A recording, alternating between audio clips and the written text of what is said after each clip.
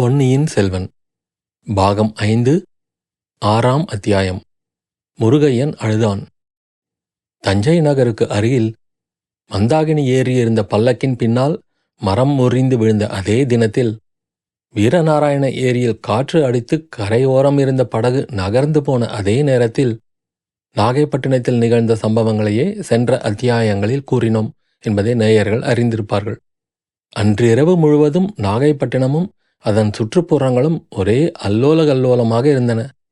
அவரவர்களும் உயிர் பிழைத்தால் போதும் என்ற நிலைமையில் ஒருவருக்கொருவர் உதவி செய்து கொள்வதும் இயலாத காரியமாயிருந்தது. ஆயினும் புத்த பிக்ஷுக்கள் நாகைப்பட்டினத்தின் வீதிகளில் அலைந்து ஜனங்களுக்கு இயன்றவரை உதவி புரிந்து வந்தார்கள்.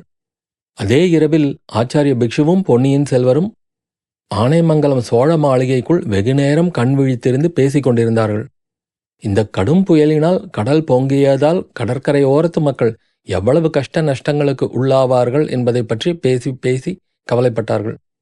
அரண்மனை மணியக்காரனை இளவரசர் அழைத்து அரண்மனை களஞ்சியங்களில் தானியம் எவ்வளவு இருக்கிறது என்றும் பொக்கிஷத்தில் பணம் எவ்வளவு இருக்கிறது என்றும் விசாரித்தார். களஞ்சியங்கள் நிறைய தானியம் இருந்தது என்பது தெரிந்தது. திருநாகைக்காரோணத்தில் நீலாயதாட்சி அம்மனின் ஆலயத்தை புதுப்பித்து கருங்கல் திருப்பணி செய்வதற்காக செம்பியன் மாதேவி அனுப்பி வைத்த பொற்காசுகள் 12 செப்புக்குடங்கள் நிறைய இருப்பதாகவும் தெரிந்தது. குருதேவரே, புத்த பகவானுடைய சித்தத்துக்கு உகந்த கைங்கரியத்தை தாங்கள் செய்வதற்கு வேண்டிய வசதிகள் இருக்கின்றன. அரண்மனை களஞ்சியங்களில் உள்ள தானியம் முழுவதையும் ஏழைகளுக்கு உணவளிப்பதில் செலவிடுங்கள். செப்புக்குடங்களில் உள்ள பொற்காசுகள் அவ்வளவையும் வீடு இழந்தவர்களுக்கு விநியோகம் செய்யுங்கள் என்றார் இளவரசர் பொன்னியின் செல்வர். அது எப்படி நியாயமாகும்? தானியத்தையாவது உபயோகிக்கலாம். தங்கள் பெரிய பாட்டியார் செம்பியன் மாதேவியார் ஆலய திருப்பணிக்காக அனுப்பியுள்ள பணத்தை வேறு காரியத்துக்காக செலவு செய்யலாமா? அந்த மூதாட்டி வருத்தப்பட மாட்டாரா என்றார் ஆச்சாரிய பிக்ஷு. ஆச்சாரியரே, என் பெரிய பாட்டியாருக்கு நான் சமாதானம் சொல்லிக்கொள்வேன். இப்பொழுது இந்த பணத்தை ஏழை எளியவர்களின் துயரத்தை துடைப்பதற்காக செலவு செய்வேன். வருங்காலத்தில் என் பாட்டியாரின் உள்ளம் மகிழ்ந்து பூரிக்கும்படி இந்த சோழ நாடெங்கும் 100 சிவாலயங்களை எழுப்பிக் கொடுப்பேன். பெரிய பெரிய கோபுரங்களை அமைப்பேன். இந்த மாதிரி கடல் பொங்கி வந்தாலும் முழுக அடிக்க முடியாத உயரமுள்ள தூபிகளை எழுப்புவேன். தஞ்சை மாநகரில் தட்சிணமேரு என்று சொல்லும்படி விண்ணையளாவும் உயரம் பொருந்திய கோபுரத்துடன் பெரியதொரு கோயிலை கட்டுவேன். ஐயா, இன்று முழுகி போன சூடாமணி விகாரம் மண்ணோடு மண்ணாய் போனாலும் கவலைப்பட வேண்டாம். அதற்கு அருகாமையில் கல்லினால் திருப்பணி செய்து பிரளயம் வந்தாலும் அசைக்க முடியாத பெரிய சூடாமணி விகாரத்தை எழுப்பிக் கொடுப்பேன் என்று இளவரசர் ஆவேசம் ததும்ப கூறினார். பொன்னியின் செல்வ, வருங்காலத்தை பற்றி தாங்கள் இத்தனை உற்சாகத்துடன் பேசுவது எனக்கு மிக்க மகிழ்ச்சி தருகிறது என்றார் பிக்ஷு. ஆம், இந்த உலகில் நான் ஜீவித்திருந்து ஏதோ பெரிய காரியங்கள் செய்ய வேண்டும் என்பது இறைவனுடைய சித்தம். ஆகையினாலேயே என் உயிருக்கு நேர்ந்த எத்தனையோ அபாயங்களிலிருந்து என்னை காப்பாற்றியிருக்கிறார். இன்றைக்கு கூட பாருங்கள், இந்த முருகையன் எப்படியோ நல்ல சமயத்தில் வந்து சேர்ந்தான். இல்லாவிடில் தாங்களும் நானும் சூடாமணி விகாரத்துக்குள்ளேயே இருந்திருப்போம். கடல் பொங்கி வந்து இவ்வளவு சீக்கிரத்தில் விகாரத்தை முழுகடித்துவிடும் என்று எண்ணியிருக்க மாட்டோம். அது உண்மைதான். 500 ஆண்டுகளாக நடவாத சம்பவம் இன்று பிற்பகலில் ஒரே முகூர்த்த நேரத்தில் நடந்துவிடும் என்று யார் எதிர்பார்த்திருக்க முடியும்? கருணை கடலாகிய புத்த பகவான் பொங்கி வந்த கடலின் கோபத்திலிருந்து தங்களை காப்பாற்றினார். தங்கள் மூலம் என் அற்பமான உயிரையும் காத்தருளினார். தாங்கள் செய்ய உத்தேசிக்கும் காரியத்தை நான் பூரணமாக ஒத்துக்கொள்கிறேன். அரசாங்க பொக்கிஷத்திலிருந்து எடுத்து செலவு செய்தால் தனாதிகாரி பெரிய பழுவேட்டரையர் கோபம் கொள்வார். ஆலய திருப்பணிக்காக வைத்திருக்கும் பணத்தை வீடு வாசலற்ற ஏழைகளுக்கு விநியோகிப்பதை குறித்து தங்கள் திருப்பாட்டியார் கோபித்துக் கொள்ள மாட்டார். அவ்விதம் தாங்கள் செய்வது உசிதமானது. ஆனால் இந்த மகத்தான புண்ணிய காரியத்தை தாங்களே முன்னின்று நடத்துவது அல்லவோ பொருத்தமாயிருக்கும். இந்த ஏழை சன்னியாசி அவ்வளவு பெரிய பொறுப்பை ஏற்க முடியாது. குருதேவரே, நான் முன்னின்று நடத்தினால் என்னை வெளிப்படுத்திக் கொள்ள வேண்டிய அவசியம் ஏற்படும். பாண்டவர்களின் அஞ்ஞாத வாசத்தை பற்றி தாங்கள் கூறியது என் நெஞ்சில் பதிந்திருக்கிறது. நமது செந்தமிழ் நாட்டு பொய்யாமொழி புலவரின் வாக்கும் நினைவுக்கு வருகிறது. வாய்மை எனப்படுவது யாதெனின் யாதொன்றும் தீமையில்லாத சொலல் என்றும் பொய்மையும் வாய்மை இடத்து புரைதீர்ந்த நன்மை பயக்குமெனின் என்றும் தமிழ்மறை கூறுகிறதல்லவா? என்னை நான் இச்சமயம் ஜனங்களுக்கு வெளிப்படுத்திக் கொள்வதால் நாட்டில் குழப்பமும் கலகமும் விளையலாம் என்று அறிவிற்சிறந்த என் தமக்கையார் கருதுகிறார். நான் மறைந்திருப்பதனால் யாருக்கும் எத்தகைய தீமையும் இல்லை. ஆகையால் புயலின் கொடுமையினால் கஷ்டப்பட்டு தவிக்கும் மக்களுக்கு தாங்கள்தான் அரண்மனையில் உள்ள பொருளை கொண்டு உதவி புரிய வேண்டும் என்றார் இளவரசர். பொன்னியின் செல்வ, என் மனம் எதனாலேயோ மாறிவிட்டது. தங்களை வெளியிட்டு கொண்டு மக்களுக்கு உதவி செய்ய இதுவே சரியான தருணம் என்று என் மனத்தில் உதித்திருக்கிறது. அதுவே புத்த பகவானுடைய சித்தம் என்று கருதுகிறேன் என்றார் பிக்ஷு. இச்சமயம் யாரோ விம்மும் குரல் கேட்டு இருவரும் திடுக்கிட்டு திரும்பி பார்த்தார்கள்.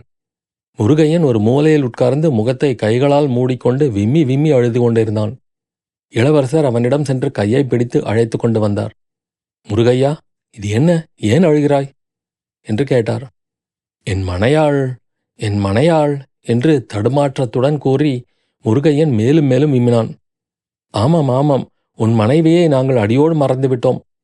அவள் இன்றிரவு புயலிலும் மழையிலும் என்ன ஆனாளோ என்று உனக்கு கவலை இருப்பது இயல்புதான். ஆயினும் இந்த நள்ளிரவு நேரத்தில் செய்யக்கூடியது ஒன்றுமில்லை. பொழுது விடிந்ததும் உன் மனையாளை தேடி கண்டுபிடிக்கலாம் என்றார் இளவரசர். ஐயா, அதற்காக நான் வருந்தவில்லை. அவளுக்கு ஆபத்து ஒன்றும் நேர்ந்திராது. இதேபோல் எத்தனையோ பயங்கரமான புயலையும் வெள்ளத்தையும் அவள் சமாளித்திருக்கிறாள் என்றான் முருகையன். பின் எதற்காக அழுகிறாய் என்று இளவரசர் கேட்டார். படகோட்டி தட்டு தடுமாறி பின்வரும் விவரங்களை கூறினான். அவளை பற்றி நான் என்னென்னமோ சந்தேகப்பட்டதை நினைத்து வருத்தப்படுகிறேன். அவள்தான் என்னை வற்புறுத்தி கோடிக்கரையிலிருந்து இங்கே அழைத்து கொண்டு வந்தாள். தாங்கள் சூடாமணி விகாரத்தில் இருக்கக்கூடும் என்று அவள்தான் சொன்னாள். அவளுடைய கட்டாயத்துக்காகவே நான் வந்தேன். தங்களுக்கு ஏதோ தீங்கு செய்ய நினைக்கிறாளோ என்று கூட பயந்தேன். அது எவ்வளவு பிசகு என்று இப்போது தெரிந்தது. சற்று முன்னால் தாங்கள் இந்த படகோட்டி ஏழையை குறித்து பாராட்டி பேசினீர்கள். கடவுள் என் மூலம் தங்கள் உயிரை காப்பாற்றியதாக கூறினீர்கள். ஆனால் என்னை இந்த காரியத்துக்கு தூண்டியவள் என் மனையாள். அவளை பற்றி சந்தேகித்தோமே என்று நினைத்தபோது என்னை மீறி அழுகை வந்துவிட்டது. இதையெல்லாம் கேட்டுக்கொண்டிருந்த இளவரசர் பொன்னியின் செல்வரின் உள்ளத்தில் வேறொரு ஐயம் இப்போது உதித்தது. அப்பனே, உன் மனையாள் மிக்க உத்தமி. அவளை பற்றி நீ சந்தேகித்தது தவறுதான். ஆனால் அவளுக்கு நான் இங்கே இருப்பது எப்படி தெரிந்தது என்று கேட்டார். என் அத்தையும் என் தங்கை பூங்குழலியும் நாகைப்பட்டினத்துக்கு படகில் புறப்பட்டார்கள். அதிலிருந்து என் மனையாள் ஒருவாறு ஊகித்து தெரிந்து கொண்டாள். எந்த அத்தை? இளவரசர் பரபரப்புடன் கேட்டார். ஐயா, ஈழத்தீவில் தங்களை பலமுறை அபாயங்களிலிருந்து காப்பாற்றிய ஊமை அத்தைதான். ஆஹா, அவர்கள் இப்போது எங்கே? உன் அத்தையும் பூங்குழலியும் என்ன ஆனார்கள்? இங்கே புறப்பட்டு வந்தார்கள் என்று கூறினாயே. ஆம், புறப்பட்டு வந்தார்கள். ஆனால் அவர்கள் பிரயாணம் தடைப்பட்டு விட்டது என்று சொல்லிவிட்டு மேலும் முருகையன் விம்மி விம்மி அழத் தொடங்கினான். பொன்னியின் செல்வர் மிக்க கவலை அடைந்து அவனை சமாதானப்படுத்தி விவரங்களை கேட்டு தெரிந்து கொண்டார். ஈழத்து அரசியை யாரோ மூர்க்கர்கள் பலவந்தமாக பிடித்து கொண்டு போனதை அறிந்ததும் இளவரசருக்கு வந்த கோபத்துக்கு அளவில்லை. அவர்களை ராக்கம்மாள் தடுக்க பார்த்தாள் என்றும் அதற்காக அவளை அடித்து மரத்தில் சேர்த்து வைத்து கட்டிவிட்டு போனார்கள் என்றும் அறிந்தபோது ராக்கம்மாளின் பேரில் ஏற்பட்டிருந்த ஐயம் நீங்கிவிட்டது. இளவரசருக்கு அவள் பேரில் இப்போது மதிப்பும் அபிமானமும் வளர்ந்தன. குருதேவரே, கேட்டீர்களா? இந்த உலகத்தில் நான் போற்றும் தெய்வம் ஒன்று உண்டு என்றால் ஈழத்தரசியாக மந்தாகினி தேவிதான். அந்த ஊமை மாதரசிக்கு எந்தவிதமான தீங்கும் செய்தவர்களை நான் மன்னிக்க முடியாது. பழுவேட்டரையர்கள்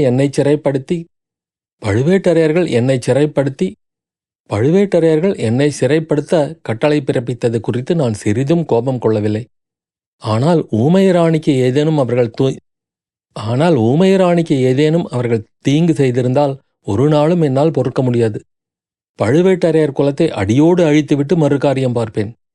என்னை பெற்ற அன்னையும் என் சொந்த தந்தையும் ஈழத்து அரசிக்கு தீங்கு செய்திருந்தாலும் அவர்களை என்னால் மன்னிக்க முடியாது. குருதேவரே, நாளைக்கே நான் தஞ்சாவூருக்கு பிரயாணப்பட போகிறேன். வியாபாரியைப் போல் வேடம் பூண்டு இந்த படகோட்டி முருகையனை துணைக்கு அழைத்து கொண்டு கிளம்பப் போகிறேன். ஈழத்தரசியை பற்றி அறிந்து கொண்டாலன்றி என் மனம் இனி நிம்மதி அடையாது. ஆச்சாரியரே, புயலினால் கஷ்டப்பட்டவர்களுக்கு உதவி செய்யும் கைங்கரியத்தை தாங்கள்தான் நடத்த வேண்டும். தங்கள் பெயரால் நடத்த பிரியப்படாவிட்டால் ஈழத்து நாச்சியார் அறச்சாலை என்று வைத்து நடத்துங்கள். ஈழத்தரசி புத்த மதத்தில் பற்று கொண்டவர் என்பது தங்களுக்கு தெரியுமோ என்னமோ. பூதத்தீவு என்று மக்கள் அழைக்கும் போதத்தீவில் உள்ள புத்த பிக்ஷுக்களின் மடத்திலேதான் அவர் சாதாரணமாக வசிப்பது வழக்கம் என்றார் இளவரசர்.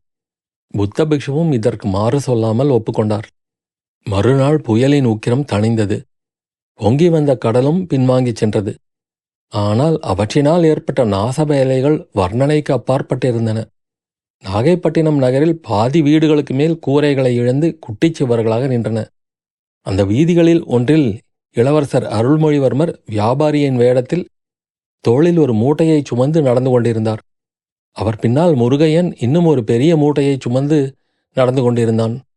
புயலினாலும் வெள்ளத்தினாலும் நேர்ந்திருந்த அல்லோல கல்லோலங்களை பார்த்து கொண்டு அவர்கள் போனார்கள். இடிந்த வீடு ஒன்றின் சுவரின் மறைவிலிருந்து ஒரு பெண் அவர்கள் வருவதை பார்த்து கொண்டே இருந்தாள். அவள் வேறு யாரும் இல்லை, முருகையனின் மனையாள் ராக்கம்மாள்தான். இளவரசரும் முருகையனும் அவள் நின்ற இடத்துக்கு அருகில் வரும் வரையில் அவள் பொறுமையோடு காத்திருந்தாள். திடீரென்று வெளிப்பட்டு ஓடி வந்து இளவரசரின் முன்னால் வந்து காலில் விழுந்தாள். முருகையன் அவளுடைய கவனத்தை கவர முயன்றான். உதட்டில் விரலை வைத்து சமிச்சை செய்தான். உஷ் உஷ் என்று எச்சரித்தான். ஒன்றும் பயன்படவில்லை. சக்கரவர்த்தி திருமகனே, வீராதி வீரனே, பொன்னியின் செல்வா, சோழ நாட்டின் தவப்புதல்வா, சூடாமணி விகாரத்தில் முழுகிப் போய்விடாமல் தாங்கள் பிழைத்து வந்தீர்களா? என் கண்கள் என்ன பாக்கியம் செய்தன என்று கூச்சலிட்டாள். வீதியில் அச்சமயம் அங்குமிங்கும் போய்க் கொண்டு வருந்தவர்கள் அத்தனை பேருடைய கவனமும் இப்பொழுது இளவரசரின்பால் திரும்பின. அத்தியாயம் முடிவு.